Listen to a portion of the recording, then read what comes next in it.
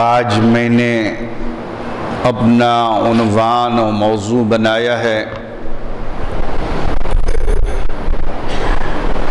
رب تبارک و تعالی کا ارشاد کنتم امواتا فاحیاکم ثم یمیتکم وثم یحییکم وثم الیہ ترجعون۔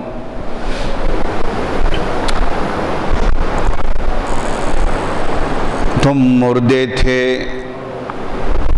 اللہ تبارک و تعالی نے تمہیں زندگی عطا فرمائی۔ کنتم امواتا فاحیاکم، تو میں نے عرض کیا تھا کہ اس موت، یہ جو موت سے، اس دنیا سے پہلے کی زندگی کو جو موت سے تشبیہ دی گئی ہے، وہ اس جیسی زندگی نہیں تھی جو ہم دنیا میں بسر کرتے ہیں۔ اس جیسی زندگی عالم دنیا کی طرح وہ زندگی نہیں تھی، ورنہ انسان جب ماں کے پیٹ میں ہوتا ہے تو وہ کسی لمحے بھی ایسا نہیں ہوتا کہ وہ مردہ ہوتا۔ ماں کے پیٹ میں کوئی ایک لمحہ بھی بندے کا، بچے کا ایسا نہیں ہوتا جو وہ مردہ ہوتا، بلکہ وہ حیات سے ہوتا ہے۔ لیکن اس جیسی حیات ماں کے پیٹ میں نہیں ہوتی، موت سے اس لیے اسے تشبیہ دی گئی ہے۔ یا پھر عالم ارواح میں تھے تو اسے موت سے تشبیہ دی گئی، اس لیے کہ روح، صرف روح کی زندگی یہ زندگی نہیں ہوتی، بلکہ روح اور بدن، جسم کی زندگی حیات، اصل حیات ہوتی ہے۔ تو اسی لیے تشبیہاً دو اس کی وضاحتیں ہیں۔ تشبیہاً مثال کے طور پر بتایا گیا کہ تم مردے تھے، اس لیے کہ یا تو تم روح میں تھے، روحانیت کے طور پر عالم ارواح میں، تو وہ جب وہاں تھے تو جسم نہیں تھا، اور صرف روح کی زندگی کو زندگی نہیں، وہ موت سے تشبیہ دی گئی کہ وہ زندگی نہیں جب تک کہ بدن کا ملاپ نہ ہو، روح سے بدن کا تعلق نہ ہو، اس وقت تک قرآن پاک کا یہ کہنا کہ تم مردے تھے، یعنی تمہارا تعلق جسمانی طور پر جیسا کہ اس دنیا میں ہے ویسا نہیں تھا۔ یہ دو صورتیں، یا تو موت ماں کے پیٹ میں، وہاں بھی تھے تو اس جیسا تعلق نہیں تھا جیسا اب دنیا میں ہو۔ اللہ تمہیں زندگی دیتا ہے تو یہ جو ہم اور آپ زندہ ہیں اس دنیا میں، یہ ایک زندگی ہے جو آپ زندہ رہتے ہیں، جو جسم اور روح کے ساتھ اس دنیا میں آپ حیات سے ہوتے ہیں۔ اس کا تعلق جسم اور روح کے ساتھ برقرار رہتا ہے۔ روح جسم کے پنجرے میں قید ہوتی ہے۔ اس دنیا میں جسم کے پنجرے میں روح کیا ہوتی ہے؟ جسم کے وہ ثقیف وزنی آپ کا جو جسم ہوتا ہے، جسم کے اندر روح ہوتی ہے۔ یہ تو آپ زندے تھے، آپ مردے تھے، پھر اللہ نے آپ کو زندگی عطا فرمائی، جو آج کی ہماری یہ زندگی ہم جی رہے ہیں۔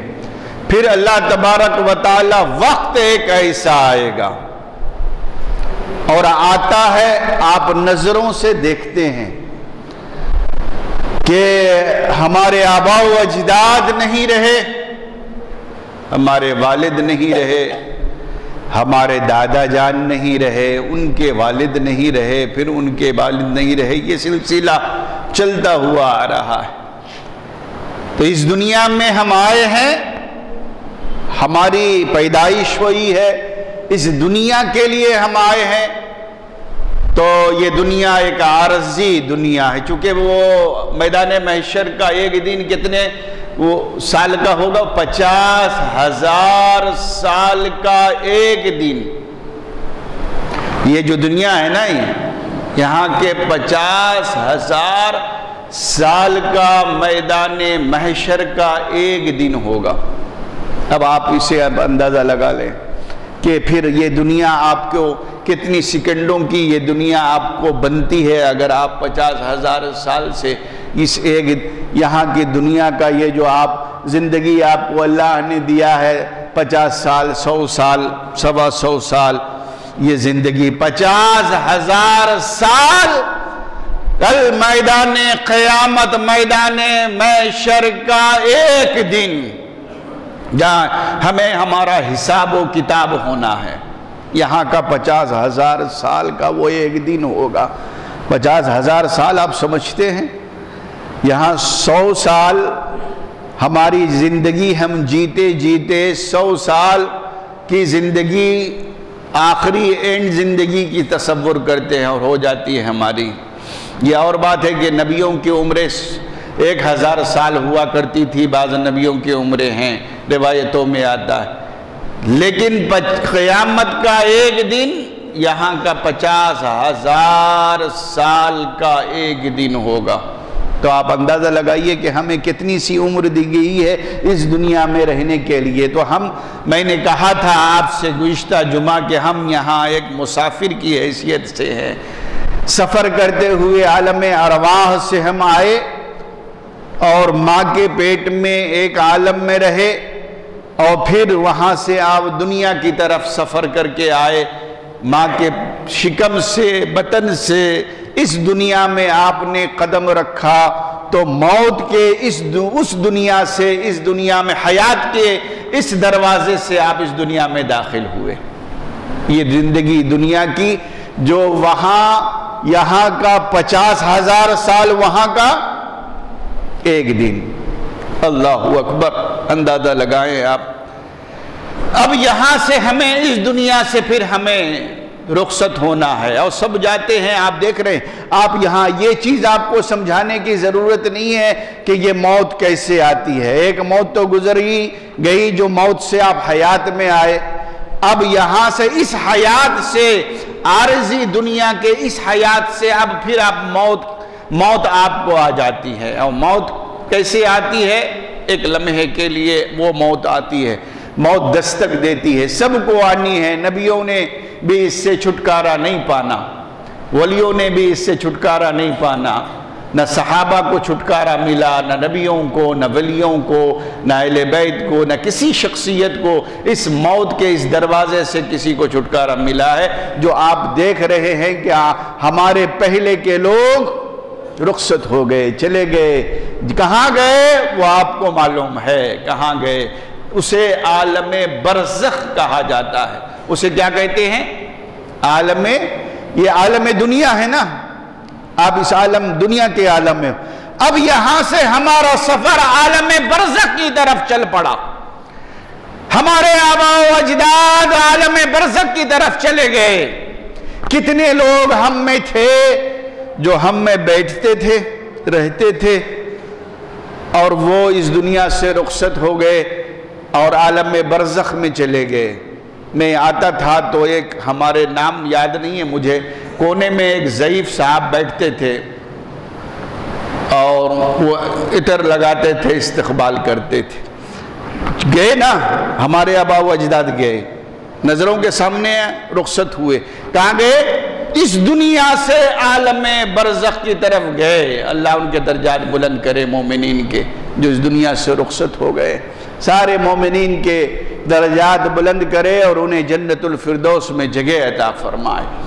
اس دنیا سے چلے گئے، یہ عارضی دنیا ہے، مسافر ہیں ہم، چلے گئے آخرت کی طرف۔ کہاں؟ اب پہلی منزل میں، وہاں دوسری منزل میں داخل ہوئے اس دنیا سے عالم برزخ میں۔ روح قبض ہو گئی ہماری، کل نفس ذائقۃ الموت، فرشتہ آتا ہے روح قبض کر لیتا ہے، اور روح قبض کر کے حضرت عزرائیل علیہ السلام تشریف لاتے ہیں۔ کسی کو نہیں چھوڑا انہوں نے، رب کا حکم ہوتا، امر الہی ہوتی۔ کل نفس ذائقۃ الموت، ہر نفس کو، ہر جان کو اس دنیا سے رخصت ہونا ہے، موت کا مزہ چکھنا ہے۔ اور موت میں نے عرض کیا تھا وہ کتنے دیر کی ہوتی ہے؟ چند لمحے کی ہوتی ہے. یہ چند لمحے کی ہے. یہ موت جو آتی ہے ایک سیکنڈوں میں ہماری روح ہمارے جسم کے اس پنجرے سے روح کو آزاد کر دیتی ہے. اب یہ روحانی طور پر روح ہماری جب ہمارے جسم سے آزاد ہوئی تو ہمارا جسم مردہ ہو گیا، بے جان ہو گیا. اسی لیے کسی کہنے والوں نے کیا خوب کہا ہے کہ جسم اور روح سے رشتہ بھی عجب رشتہ ہے. جسم اور روح کا رشتہ بھی عجب رشتہ ہے. عمر بھر ساتھ رہا پھر بھی تعارف نہ ہوا. ہمارے جسم سے روح کا رشتہ ہی ویسا رشتہ ہے. ہمارے ساتھ عمر بھر جتنی عمریں تھیں ساتھ رہی، اس کے بعد وہ چلی گئی. آئے فرشتے نکال لیے. پھر ہم جاتے کہاں ہیں؟ تو ہمارے لوگ ہمیں پھر کیا کرتے ہیں؟ غسل دیتے ہیں. اب آپ کا نام بھی باقی نہیں رہتا ہے. اب کوئی شخص آنے والا جب آتا ہے تو یہ نہیں کہتا ہے کہ فلاں شخص کا انتقال ہو گیا، یہ فلاں شخص کی میت ہے یا فلاں شخص کا جنازہ جا رہا. نہیں، یہ میت ہے. یہ کیا ہے؟ مردہ. مردہ کب اٹھے گا؟ میت کو کب نہلایا جائے گا؟ کب کفنایا جائے گا؟ کہاں ان کی منزل ہے؟ کون سے قبرستان میں اسے دفن کرنا ہے؟ اب یہی سوالات ہوتے ہیں. ان کا گھر کہاں بنانا ہے؟ کون سے منزل میں اسے ڈالنا ہے؟ یہی سوالات ہوتے ہیں. نام بھی چھین لیا جاتا ہے، نام بھی چلا جاتا ہے. بیاہ سے رخصت ہو گیا، اب اہل خانہ اسے اب غسل دیتے ہیں، کفن پہناتے ہیں. تو آؤ حدیث سناتا ہوں میں آپ کو. علامہ امام جلال الدین سیوطی نے اپنی کتاب شرح الصدور میں اس حدیث کو لکھا ہے، اور تمام محدثین نے مختلف تفاسیر میں بھی اس حدیث کی اس کی تفسیر بیان فرمائے کنت امواتن کی.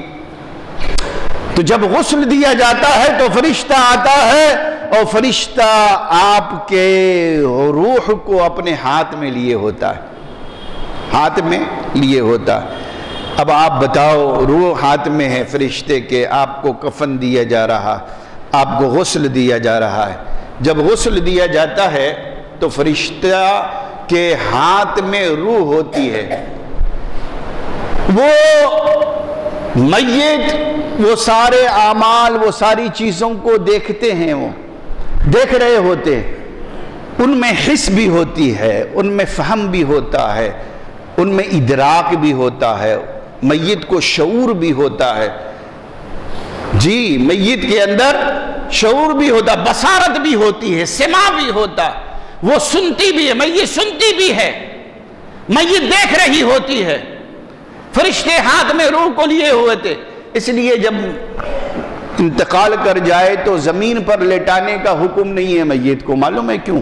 فقہ فرماتے ہیں زمین پر مت لیٹاؤ، اس لیے کہ آپ میت کو زمین پر لیٹاؤ گے تو زمین کی ٹھنڈک سے میت کو تکلیف ہوگی. اللہ اکبر. زمین پر مردے کو مت لیٹاؤ، اس لیے آپ چارپائی پر یا تخت پر مردے کو رکھتے ہیں، زمین پر نہیں رکھتے. فقہا فرمائے اس میں بھی حکمت ہے کہ اس سے مردے کے جسم کو تکلیف ہوتی ہے، ٹھنڈک سے مردے کے جسم کو تکلیف ہوتی ہے. جہاں ٹھنڈک سے مردے کو جسم کو تکلیف ہوتی ہے وہاں حکم دیا گیا ہے کہ جب غسل دیتے ہیں تو غسل دینے کے لیے آپ گرم پانی کرتے ہیں. غسل دینے کے لیے کرتے نہیں کرتے؟ بیری کے پتے اس میں ڈالتے اور غسل دینے کے لیے پانی گرم کرتے. تو آپ کو معلوم ہے پانی کتنا گرم کرنا چاہیے؟ پانی اتنا ہی گرم ہو جتنا کہ حیات میں یہ شخص جتنے گرم پانی سے یہ غسل کیا کرتا تھا. زیادہ تیز ہیٹ گرم پانی، ایک دم بہت تیز گرم پانی میت کو کہ جسم پر ڈالنے کا حکم نہیں ہے، منع کیا گیا ہے. اس لیے منع ہے کہ جتنا گرم پانی میت وہ جب زندہ تھا غسل میں وہ پانی گرم، وہ جس قدر گرم پانی ایک زندہ انسان استعمال کرتا ہے مردے کو جب آپ میت کو غسل دیتے ہیں تو اتنے ہی گرم پانی کا استعمال آپ کریں، بہت زیادہ گرم نہ ہو یا بہت ٹھنڈی نہ ہو۔ اس میں حکمت میں آپ کو بتاتا ہوں۔ اس میں حکمت یہ ہے کہ ایک تو یہ ہے کہ حدیث میں ہے کہ مردے کو تکلیف ہوتی ہے ٹھنڈک سے، اور دوسری بات یہ ہے کہ جہنم جو ہے وہ آگ ہے، گرمی ہے جہنم میں۔ کیا ہے؟ گرمی، شدت، گرمی کی شدت، آگ، یہ جہنم کا حصہ ہے۔ تو اس لیے گرم بالکل پانی سے روکا گیا، گرم چیز سے کہیں آپ کے ذریعے سے مردے کو تکلیف نہ ہو گرمی سے۔ جس طرح جہنم میں آگ ہے، جہنم میں گرم وادی ہے، اسی طرح جہنم میں سرد وادی بھی ہے۔ کیا ہے؟ جہنم میں سرد وادی بھی ہے۔ اور سورۃ الدہر میں خود قرآن میں اللہ تبارک و تعالی نے زمحریرہ کا لفظ آیا، زمحریر، سورہ دہر میں یہ ایک لفظ آیا زمحریر۔ حدیث پاک میں جب آپ یہ زمحریر سورۃ الدہر میں یہ جب آپ نے پڑھا تو میں نے اس کی تشریح ڈھونڈی کہ آخر یہ زمحریر کیا ہے، جسے قرآن میں زمحریر کہا گیا ہے، یہ آخر ہے کیا؟ تو مفسرین نے لکھا ہے، احادیث میں بھی ہمیں رہنمائی ملتی ہے کہ جہنم میں ایک وادی ہے جسے زمحریر کہتے ہیں۔ وہ وادی اتنی ٹھنڈی، اتنی ٹھنڈی، اتنی برفیلی ہے کہ اس وادی میں جب مردے کو عذاب کے طور پر میت کو ڈالا جائے گا تو اس کے جسم کے گوشت پوشت ان کی ٹھنڈک کی وجہ سے ٹکڑے ٹکڑے ہو کر گریں گے۔ اللہ اکبر! یہ زمحریر ایسی جہنم کی وادی ہے کہ جس کی ٹھنڈک سے، جس کی سردی سے گوشت جو انسان کے جسم میں ہوگا وہ گوشت ٹکڑے ٹکڑے ہو کر وہ اس وادی میں اس کے جسم سے گرے گا تو وہ میت خواہش کرے گا کہ پروردگار ہمیں جہنم کی گرمی دے۔ اللہ اکبر! جہنم کی سردی میں، جہنم کے سرد وادی میں، حدیث پاک میں ہے، امام جلال الدین سیوطی نے لکھا ہے، حدیث پاک میں ہے کہ وہ میت اللہ سے درخواست کرے گی پروردگار ہمیں جہنم کی گرمی عطا فرما تاکہ ہمیں راحت مل سکے اس وادی سے۔ میں آپ کو اس مقام پر ایک اہم بات بتانا چاہتا ہوں، میرے ذہن میں آ رہا ہے، یا فقہا فرماتے ہیں علماء کہ آپ یہاں ایک غلطی کیا کرتے ہیں؟ مردہ ہے، جسم ختم ہو گیا، روح نکل گئی، اب حکم کیا ہے حدیث میں؟ اسے جلدی دفناؤ، اسے جلدی قبر کی طرف لے کر جاؤ، چونکہ اگر نیک ہے تو وہ جنت کی طرف ان کا ٹھکانہ ہے، تو مردہ کہتا ہے، لوگ کہتے ہیں مر گئے، حدیث میں ہے مردہ بولتا ہے، یہ مردے بولتے ہیں، مجھے نیک ہیں تو یہ کہتے ہیں مجھے جنت کی طرف، مجھے جلدی جلدی کرو، تم کیوں روکے رکھا ہے تم نے ہمیں، جلدی کرو، مجھے غسل دو، مجھے کفناؤ، کفن پہناؤ، جلدی میری منزل کی طرف لے کر چلو۔ اور اگر اب مردے پر اس کے ٹھکانے بھی ظاہر ہو جاتے ہیں، تبھی تو وہ کہتا ہے کہ میری منزل جنت ہے، مجھے جنت کی طرف لے کر چلو، جلدی جلدی لے کر چلو۔ اس کے ٹھکانے بھی ان پر پیش کیے جاتے ہیں، اور اگر بد ہوتا ہے، کافر ہوتا ہے، تو وہ کہتا ہے مجھے تو کہاں لے کر جا رہا ہے، مجھے مت لے کر چلو، جلدی مت کرو، مجھے مت لے کر چلو، وہاں میرا ٹھکانہ جہنم ہے، مجھے مت لے کر چلو۔ تو حکم ہے، حدیث پاک میں ہے کہ نیکوکار ہے تو جلدی پہنچاؤ، اور بد ہے تو اپنے کاندھے کو سے چھٹکارا پاؤ، اس سے اپنے کاندھے کو ہلکا کرو، تم اپنے کاندھے کو ان سے ہلکا کرو۔ اللہ اکبر! اب یہ ہم کیا کرتے ہیں؟ بیٹا امریکہ میں ہے، اب ایک اہم بات میں بتا رہا ہوں، یہاں آپ نوٹ کریں، بہت خاص توجہ کی بات بتا رہا ہوں. بیٹا کیا ہے؟ سعودی میں ہے، بیٹا امریکہ میں ہے، بیٹا لندن میں ہے، بیٹا دوسرے ملک میں ہے، بیٹی کہیں اور ہے. اب اس کے انتظار میں ہم نے اپنے باپ کو اس 2 دن کہاں رکھتے ہیں؟ الیکٹرک باکس فریزر میں رکھ دیتے ہیں. اب آپ اس مقام پر آپ سوچو، فریزر میں ہم آپ وہ برف دان میں ہم اپنی میت کو ڈال دیتے ہیں. کس کے لیے؟ بیٹے کے انتظار میں، دیدار کے لیے. بیٹا آئے گا تو دیدار کرائیں گے، بیٹی آئے گی تو دیدار کرے گی. باپ کی فکر بیٹے کو جب نہیں تھی، بیٹا غائب، کمانے میں مست، بیوی بچوں میں مست، اسے دنیا، اسے بابا اماں کی فکر نہیں، فون بھی نہیں آتا. ایسے میں نے دیکھے ہیں والدین کو روتے ہوئے. بچے اتنے ناخلف ناہنجار ہوتے ہیں، بدبخت ہوتے ہیں. میں جوانوں سے خطاب کر رہا ہوں، اپنی اصلاح کر لو، ورنہ جانا تم بھی کل باپ بننے والے ہو. تمہاری اولاد اگر تمہارے ساتھ غلط کرے گی تو پھر تم پر کیا بیتے گی.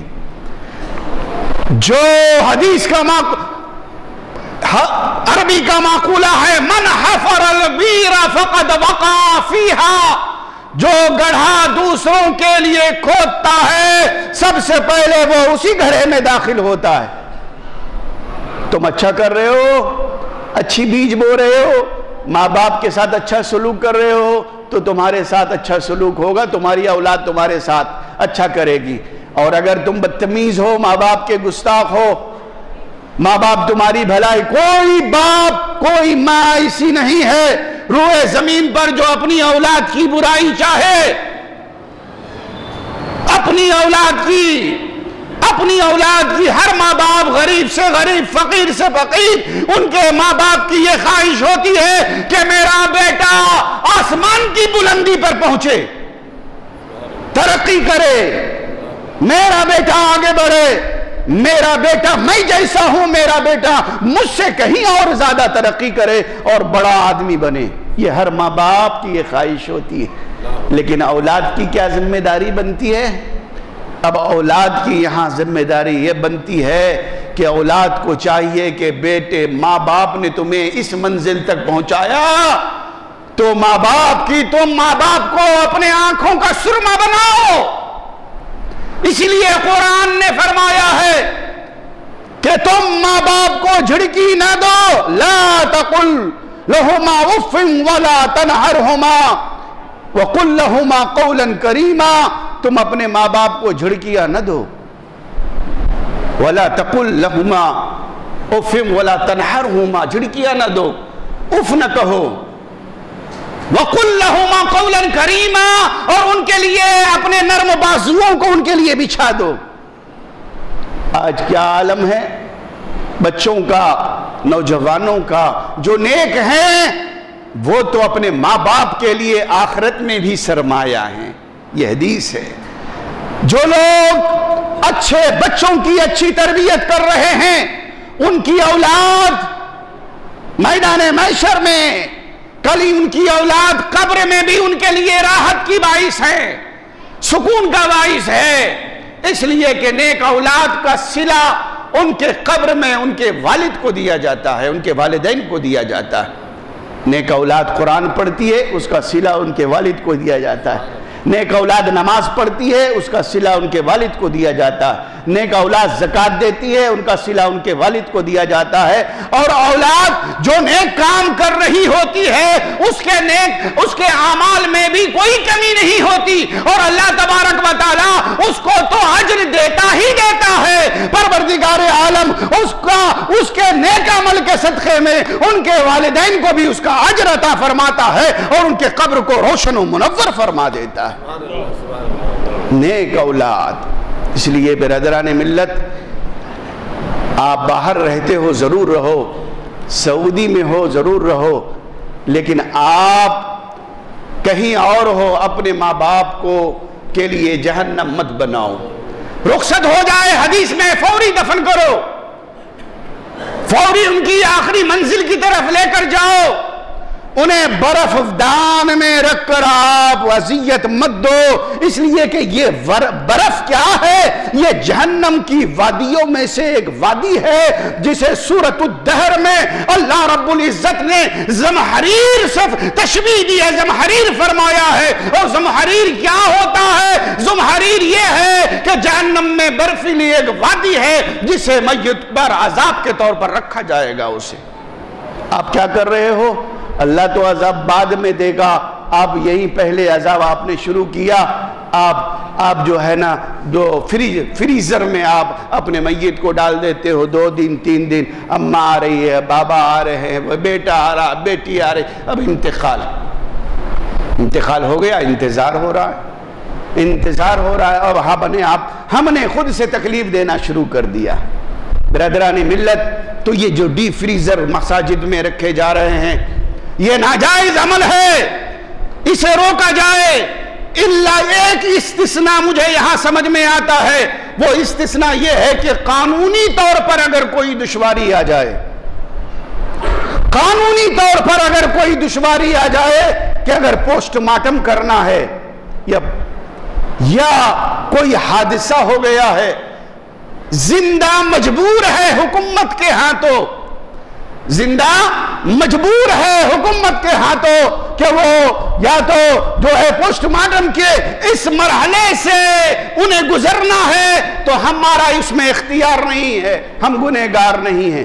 ورنہ آپ کا ہر عمل اگر ایسا ہے کہ آپ نے ان چیزوں کا خیال نہیں رکھا تو یقین جانو آپ خود اپنے ماں باپ کو اذیت دینے کا سبب بن رہے ہو۔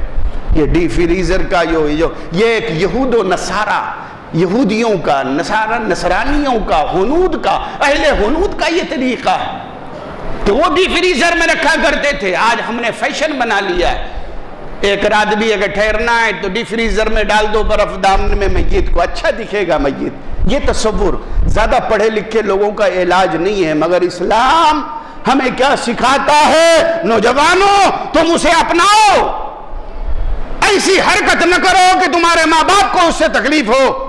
برادران ملت اسلامیہ، اور یہ ڈیپ فریزر کا یہ سلسلہ ختم ہونا چاہیے مساجد میں سمجھتا ہوں ہماری مسجد میں تو اس سلسلے میں ابھی کوئی ایسا انتظام نہیں ہے مگر یہ اس طرح کے جو سوائے استثناء، ایک استثناء علماء اور مفتیان کرام، میں نے کئی اداروں سے فتوے طلب کیے، بے چینی ہوئی یہ کیا معاملہ ہے، تو سارے فتوے حمایت میں آئے۔ یقیناً یہ جہنم کے وادیوں میں سے ایک وادی ہے، ماں بیٹوں کو، اولاد کو ایسا نہیں کرنا چاہیے، انتقال ہوا تو انہیں آخری منزل عالم برزخ کی طرف انہیں منتقل کرو، وہ اپنے ٹھکانے میں جائیں گے۔ تم ان کے لیے قرآن پڑھو، تلاوت کرو، ان کے لیے جو ہے ثواب جاریہ کا کام کرو، ان کے لیے مغفرت کی دعائیں کرو، ان کے لیے قرآن کی تلاوت کرو، ان کے لیے نوافل پڑھو، ان کے لیے صدقات دو، ان کے لیے خیرات کرو، تاکہ ان کے قبر کو آپ کے عمل سے ان کا قبر نور علی نور بن جائے۔ برادران ملت اسلامیہ، وقت کی گنجائش نہیں ہے، مضمون بڑا وسیع ہے، انشاءاللہ عالم برزخ کیا ہے، ان کی کیفیت کیا ہے، سلسلے وار، چونکہ ضرورت اس بات کی ہے کہ ہم دنیا کے یہ لہو و لعب میں مست نہ ہو جائیں، آخرت کی فکر کریں کہ یہ سفر ہمارا، یہ مسافر ہے، ہم چند لمحے کے لیے اس دنیا میں آنا ہے اور یہاں سے رخصت ہونا ہے۔